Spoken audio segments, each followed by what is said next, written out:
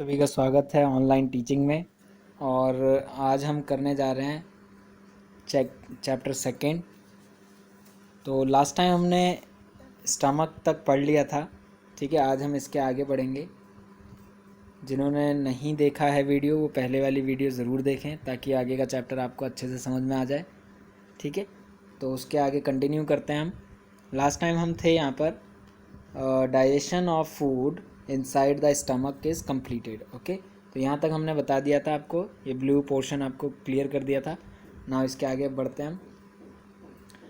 The partly digested food now reaches the lower part of the small intestine. जो भी आपका food digest होने के बाद वो स्मॉल इंटेस्टाइन में आ जाता है, ठीक है। Where the intestinal juice completed the digestion of all component of the food. The carbohydrates gets broken into simple sugars such as glucose. जो भी आप खाते हैं, जो कार्बोहाइड्रेट्स निकलता है, ठीक है, खाने के बाद वो फर्दर ब्रेक डाउन होता है, ठीक है। वो किस में चेंज हो जाता है? शुगर में, ठीक है। शुगर से फिर वो चेंज हो जाता है ग्लूकोज, यानी कि उसको ग्लूकोज भी बोलते हैं, okay. Fat into fatty acid, जो फैट होता है वो फैटी एसिड में चेंज हो जाता है, यानी कि वो ब्रेक डाउन हो जाता है। और glycerol and proteins into amino acid, जो प्रोटीन होता है वो ब्रेक डाउन हो जाता है अमीनो एसिड में, ओके। तो इस तरह से जो ब्लड होता है वो सारे न्यूट्रिएंट्स वो ले लेता है, ठीक है, और फिर वो सभी पार्ट्स में पहुंचा देता है, सभी सेल्स को पहुंचा देता है, ओके। तो आगे चलते हैं इसके। Absorption in the small intestine. अब the digested food can now pass into the blood vessels. जो डाइजेस्टेड फूड होता है वो सीधे फिर पास होता है किसमें? ब्लड वेजल्स में, यानी जो ब्लड के कण होता है उनमें जाता है। In the wall of the intestine, जो वॉल होता है इंटेस्टाइन का, ठीक है। This process is called absorption, और वहाँ पर वो एब्जॉर्प्शन हो जाता है, यानी कि जितने भी आपके अमीनो एसिड और फैटी एसिड्स और ये कार्बोहाइड्रेट, ग्लूकोज, ये सारे जो बनते हैं अंदर खाना खाने के बाद, तो वो उसको एब्जॉर्ब कर लेता है, ठीक है। एब्जॉर्ब का मतलब समझ में आ गया होगा आपको, ठीक है। जैसे कोई स्पंज ले लीजिए, जैसे पानी नीचे रख दो तो स्पंज उसके ऊपर रख दो तो पानी को वो सोख लेता है। तो इसी तरह से एब्जॉर्प्शन हो जाता है कि जितने भी प्रोटीन्स हैं आपके, जितने भी आपके वो कार्बोहाइड्रेट, ग्लूकोज और ये सारे प्रोटीन्स निकले हैं, ठीक है, तो वो आपका एब्जॉर्ब हो जाता है, okay. The inner walls of the small intestine have thousands of finger-like outgrowths, ठीक है। जो स्मॉल इंटेस्टाइन है उसमें फिंगर लाइक स्ट्रक्चर होता है, ठीक है। और दीज आर कॉल्ड विलाई, ठीक है। इसको बोलते हैं विलाई। जो फिंगर लाइक स्ट्रक्चर होता है उसको बोलते हैं विलाई। जो स्टमक में फिंगर लाइक स्ट्रक्चर है वो उसको क्या बोला जाता है? विलाई। सिंगुलर विलस, ठीक है, विलस बोलते हैं सिंगुलर में, और प्लूरल में विलाई बोलते हैं, okay. Can you guess what the role of villi could be in the intestine? तो वो करते क्या है? The villi increase the surface area for absorption, ठीक है। विलाई जो होते हैं वो इंक्रीज करते हैं एब्जॉर्प्शन का एरिया, ठीक है, ऑफ द डाइजेस्टेड फूड। जो डाइजेस्टेड फूड है हमारा, जो हम पचाते हैं खाने को, उसके लिए एरिया वो इंक्रीज कर देते हैं। Each villous has a network of thin and small blood vessel. जितने भी विलस होते हैं उनके छोटे छोटे ब्लड वेजल्स होते हैं, कण होते हैं, क्लोज टू इट्स सरफेस, उसके सरफेस पर, ठीक है। The surface of the villi absorb the digested food material. जो विलाई होता है सरफेस का, वो डाइजेस्टेड फूड के मटेरियल को एब्जॉर्ब कर लेता है। The absorbed substances are transported by the blood vessels to different organs. और जो एब्जॉर्ब सब्सटेंसेज होता है वो फिर ट्रांसपोर्ट किए जाते हैं other different different blood vessels को, ठीक है। Blood vessels to different organs को ट्रांसपोर्ट किए जाते हैं, ठीक है। तो पूरी बॉडी में क्या होता है? ब्लड जो है वो सर्कुलेट हो रहा है, दौड़ रहा है ऊपर से लेके नीचे तक, ठीक है, नीचे से लेके ऊपर तक of the body, where they are used to build complex substances such as the, आगे चलते हैं इसके, such as the protein required by the body. जहाँ पर प्रोटीन की ज़रूरत है वहाँ पर प्रोटीन पहुँचाई जाती है, ठीक है। दिस इज कॉल्ड एसिमिलेशन, ठीक है। जब खाना एब्जॉर्ब हो जाता है, एब्जॉर्प्शन के बाद फिर क्या आता है? एसिमिलेशन, ठीक है। आपको ध्यान रखना है कि डाइजेशन के बाद क्या आता है? एब्जॉर्प्शन। एब्जॉर्प्शन के बाद क्या आता है? Assimilation, okay. ये सीक्वेंस में रहेंगे, ठीक है। In the cells glucose break down with the help of oxygen. जो ग्लूकोज होता है वो जब हम ऑक्सीजन लेते हैं, सांस जब हम लेते हैं तो ऑक्सीजन जाती है अंदर लंग्स में, ठीक है। वो ऑक्सीजन किस में मिलती है? ब्लड में। और ब्लड में जो मिलने के बाद वो जो ग्लूकोज है वो फर्दर ब्रेक डाउन होता है, ठीक है, with the help of oxygen into carbon dioxide and water, and energy is released. और फिर वहाँ से जैसे ही ऑक्सीजन मिलता है तो उससे एनर्जी रिलीज होती है, जिसकी वजह से हमें एनर्जी मिलती है। Okay, the food that remains undigested and unabsorbed enter into the large intestine. और जो खाना पच नहीं पाता, जो खराब, जो एक्स्ट्रा में होता है, वो लार्ज इंटेस्टाइन में हो जाता है, ठीक है, वो ट्रांसफ़र हो जाता है लार्ज इंटेस्टाइन में, ठीक है। तो लार्ज इंटेस्टाइन में फाइनल एब्जॉर्प्शन होता है आपका, वहाँ पर पूरी तरह से डाइजेशन लार्ज इंटेस्टाइन पे ख़त्म हो जाता है, ठीक है। तो लार्ज इंटेस्टाइन में जो भी बचा कुचा होता है तो उसको वहाँ पर एब्जॉर्प्शन कर लिया जाता है, ओके। फिर लार्ज इंटेस्टाइन से फिर वो बाहर निकल जाता है, जो भी वेस्ट प्रोडक्ट होता है आपके स्टमक में, ओके। तो लार्ज इंटेस्टाइन ज़रा पढ़ते हैं हम। The large intestine is wider and shorter than small intestine. जो लार्ज इंटेस्टाइन होता है वो बड़ा होता है, चौड़ा होता है और छोटा होता है, ठीक है। और जो स्मॉल इंटेस्टाइन होता है वो लंबा होता है, ठीक है, बट वो थिनर होता है इसके मुकाबले।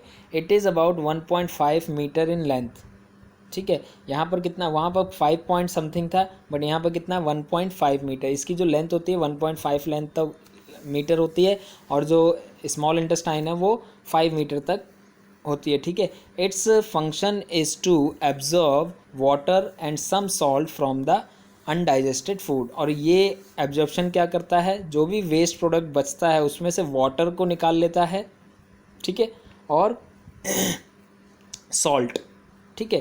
तो यहाँ क्या है? Its function is observe water and some salts from the undigested food, ठीक है, material. The remaining waste passes into the rectum and remains there as semi solid faeces. जो भी सॉलिड फेसेस में रहता है वो आपका रेक्टम पे पहुंच जाता है, ठीक है। और the facial matter is remove through the anus. और जो फेशियल मैटर होता है वो एनस के थ्रू निकल जाता है, इसको बोलते हैं इजेशन, ठीक है। From the time to time this is called egestion, ठीक है। इजेशन का मतलब हो गया कि एग्जिट करना, जो भी वेस्ट प्रोडक्ट है वो एनस के थ्रू एग्जिट हो जाता है। मैंने आपको डायग्राम में दिखाया था, ठीक है, एलिमेंट्री कनाल में आपको दिखाया गया था कि माउथ से लेके एनस तक वो डाइजेशन का प्रक्रिया चलता है, ठीक है। तो वहाँ एनस है, एनस से वो इजेशन हो जाता है। क्लियर हो गई बात? आई होप यहाँ तक आपको समझ में आया होगा। तो चलिए देखते हैं आगे। डाइजेशन इन ग्रास ईटिंग एनिमल्स। जो घास खाते हैं उनमें डाइजेशन कैसे होता है, ठीक है। Have you observe cows, buffaloes and other grass eating animals? कभी आपने ऑब्जर्व किया है ऐसे एनिमल्स को जो घास खाते हैं? Chewing continuously even when they are not eating. कभी आपने देखा वो मुंह चलाते रहते हैं हमेशा? आपने गांव में देखा होगा, ठीक है, या किसी बैल गाड़ी को ले जाते हुए देखा होगा, वो बैल बैठ जाता होगा तब भी वो उसका मुंह चलता रहता है। भैंस को देखा होगा कि वो मुंह चलाती रहती है, खा भी नहीं रही होती तब भी मुंह चल रहा होता है उसको, ठीक है।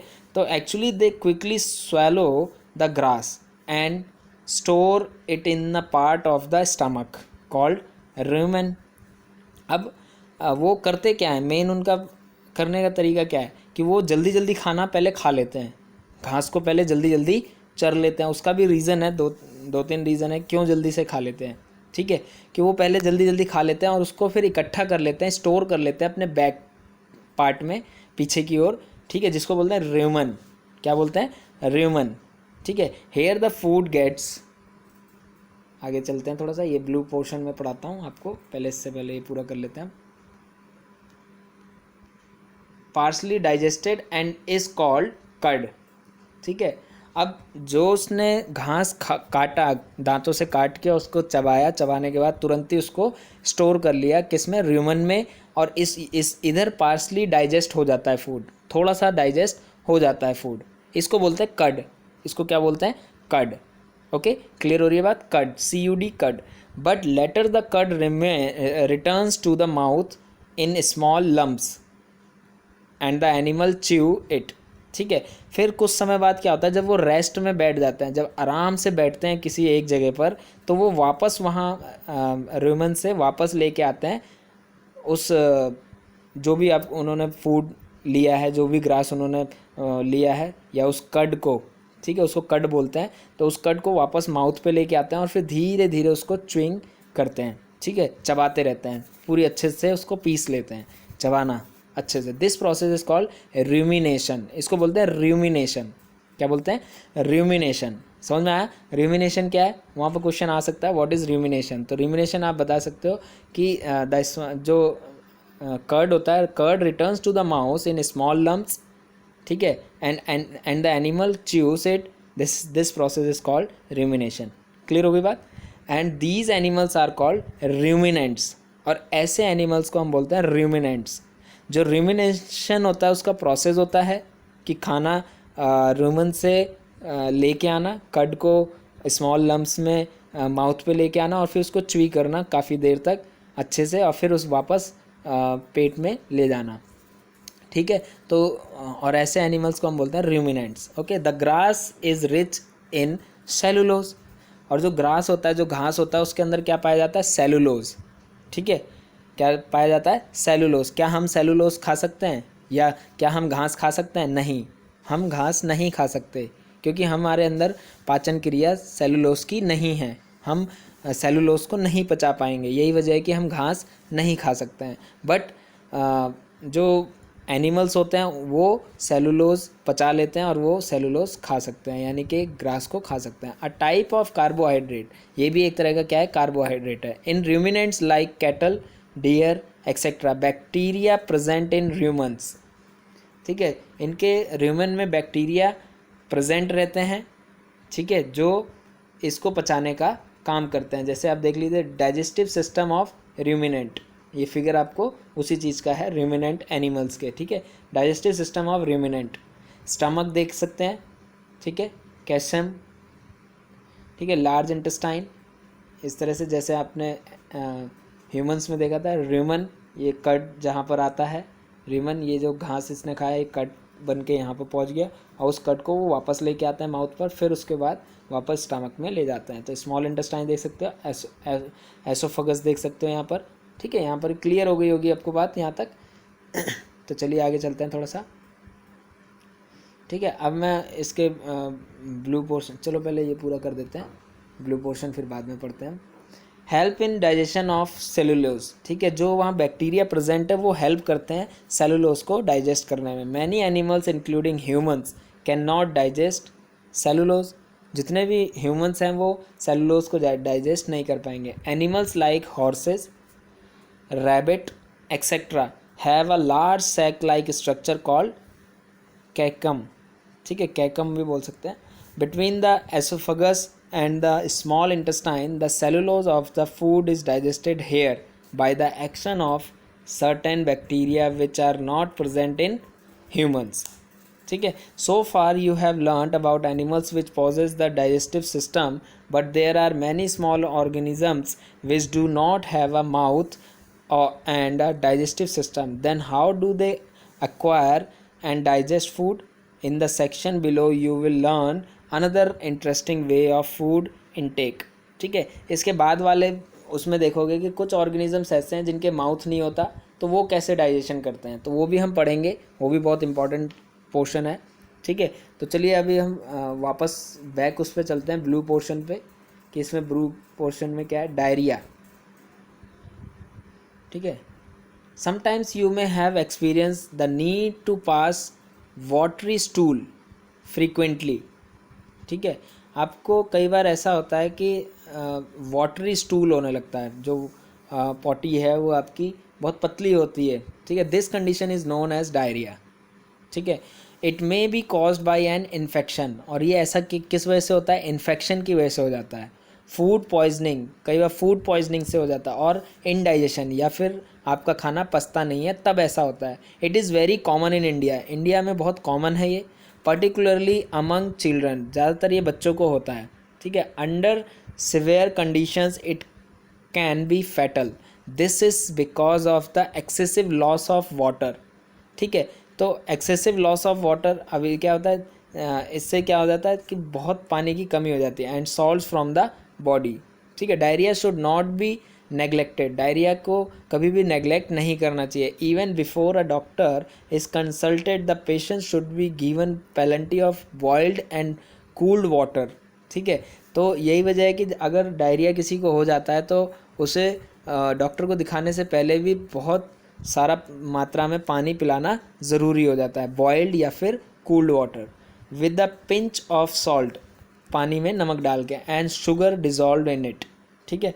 एंड सॉल्ट एंड शुगर, थोड़ा थोड़ा शुगर और सॉल्ट मिला के उसमें देना चाहिए। This is called oral rehydration, ठीक है, सॉल्यूशन, ORS बोलते हैं इसको।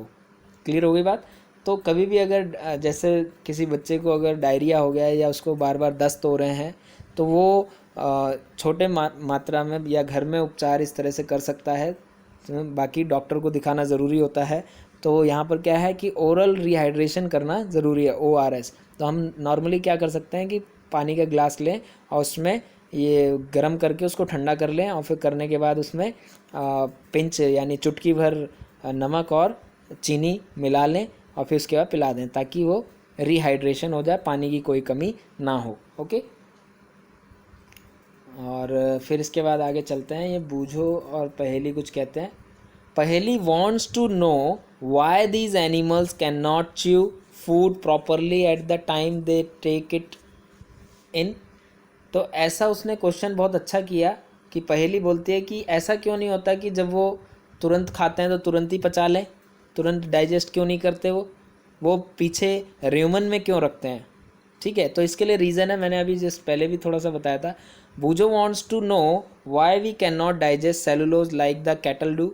तो जैसे वो सेलुलोज को पचा लेते हैं, हम क्यों नहीं पचा पाते। तो मैंने इससे पहले बताया था क्योंकि हमारे अंदर वो बैक्टीरिया नहीं है जो सेलुलोज को पचा सकें, यही वजह है कि, और वो बैक्टीरिया किस में पाए जाते हैं, एनिमल्स में पाए जाते हैं, जिसकी वजह से वो सेलुलोज को पचा लेते हैं। क्लियर हो गई बात, ठीक है। और यहाँ पर क्या है कि वो पहेली जो पूछ रही है कि तुरंत ही क्यों नहीं प्रॉपरली वो ले पाते, जैसे कि Paheli wants to know why these animal can not chew food properly at the time they take it in, ठीक है। वो उस समय क्यों नहीं च्यू करते, क्योंकि कई बार ऐसा होता है कि जब वो चरने के लिए घास जाते हैं तो उनके जो एनिमीज़ होते हैं, जैसे कोई शिकार ना कर ले, ठीक है, या कुछ जल्दबाजी में वो खाते हैं ताकि वो जल्दी जल्दी खा लें और फिर उसको स्टोर कर लें, ठीक है, ताकि अपने प्रे से वो बच सकें या कोई उनका कोई शिकार ना कर ले। मेनली तो यही है कि कोई उनका शिकार ना कर ले, या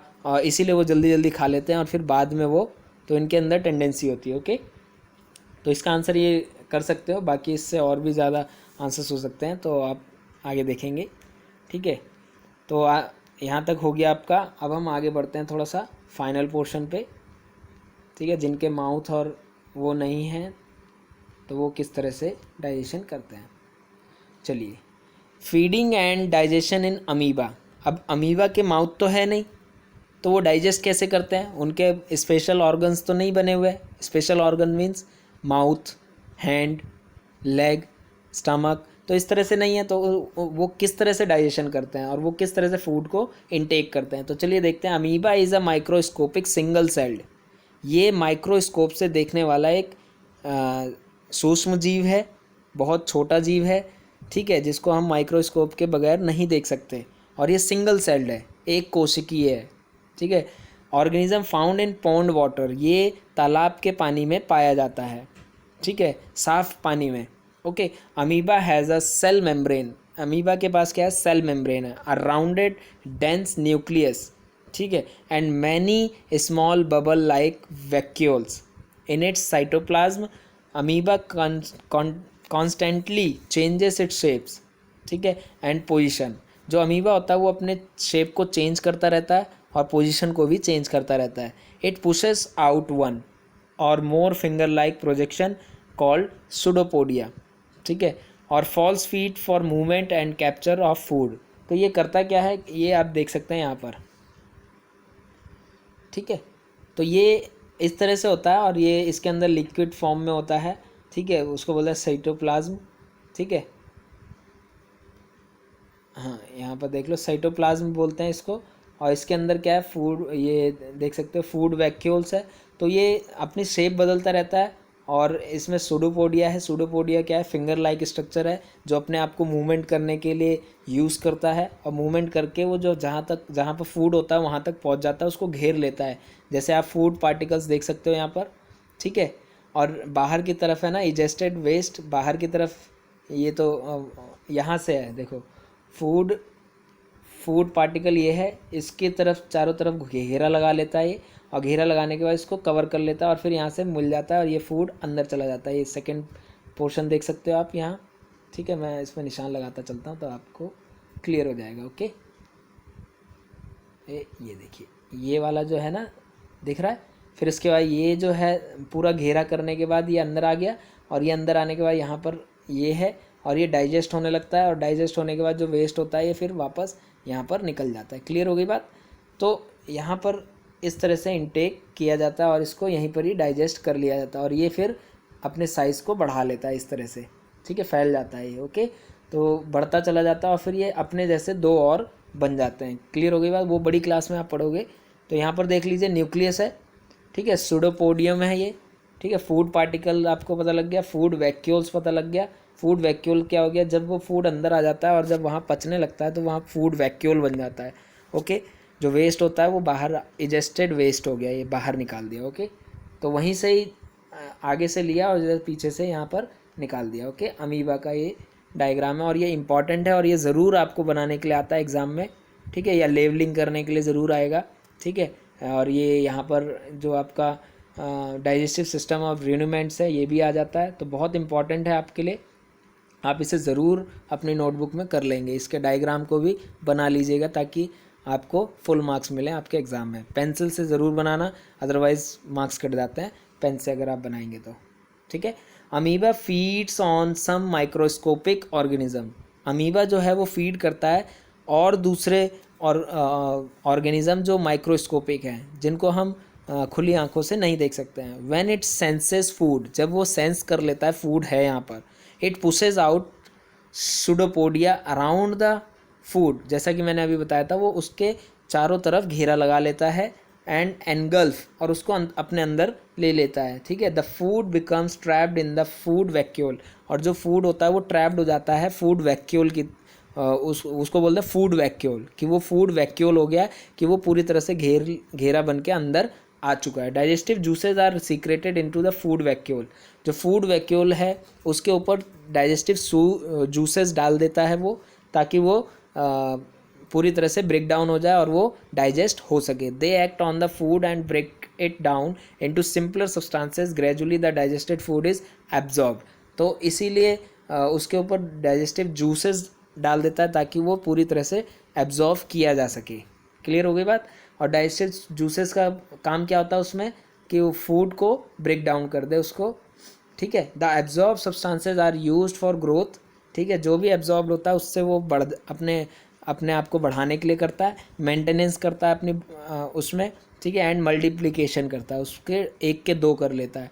the undigested residue of the food is expelled out by the vacuole, ठीक है, वैक्यूल से वो बाहर निकाल देता है। The basic process of digestion of food and release of energy is the same in all organisms animals, ठीक है, जितने भी एनिमल्स हैं इन सब में जो प्रोसेस है डाइजेशन का ऑलमोस्ट सेम है। In a later chapter you will learn about the transport of food absorb by the intestine to the various part of the body. इसके बाद वाले चैप्टर में आपको आगे चल के पता लगेगा कि जो इंटेस्टाइन में जो डाइजेस्ट हुआ है फूड, वो उसके बाद कहाँ कहाँ जाता है। तो वो ट्रांसपोर्टेशन चैप्टर में है, वो हम लोग बाद में पढ़ेंगे। और ये कीवर्ड्स ज़रूर पढ़ लीजिएगा आप, एंड देन इसके बाद ये व्हाट यू हैव लर्न ज़रूर पढ़ लीजिएगा, ठीक है। और एंड देन इसके बाद क्वेश्चन आंसर्स करने ज़रूरी हैं, वो ज़रूर कीजिएगा। इसके एक्स्ट्रा क्वेश्चन ज़रूर कीजिएगा ताकि एग्ज़ाम से रिलेटेड हो और आपके फुल मार्क्स आ सकें, ठीक है। एनसीईआरटी में बहुत लिमिटेड क्वेश्चंस हैं, आप बाहर की बुक से और एक्स्ट्रा कर सकते हैं, ठीक है। और कोई क्वेश्चन अगर रह गया हो तो आप कमेंट बॉक्स में करके पूछ सकते हैं, मैं उसका आंसर ज़रूर दूंगा आपको, ठीक है। आई होप यहाँ तक आपको वीडियो बहुत अच्छी लगी होगी, ठीक है। आज के लिए इतना ही बच्चों, और अगर अच्छी लगी तो प्लीज़ लाइक, शेयर और सब्सक्राइब ज़रूर कीजिएगा, और ताकि और बच्चों को भी इससे मदद मिल सके। और सब्सक्राइब करने से आपको बेनिफिट ये होगा कि आप जो भी वीडियो मैं इस पर अपलोड करूँगा वो आपको सबसे पहले मिलेगी। So thank you very much बच्चों।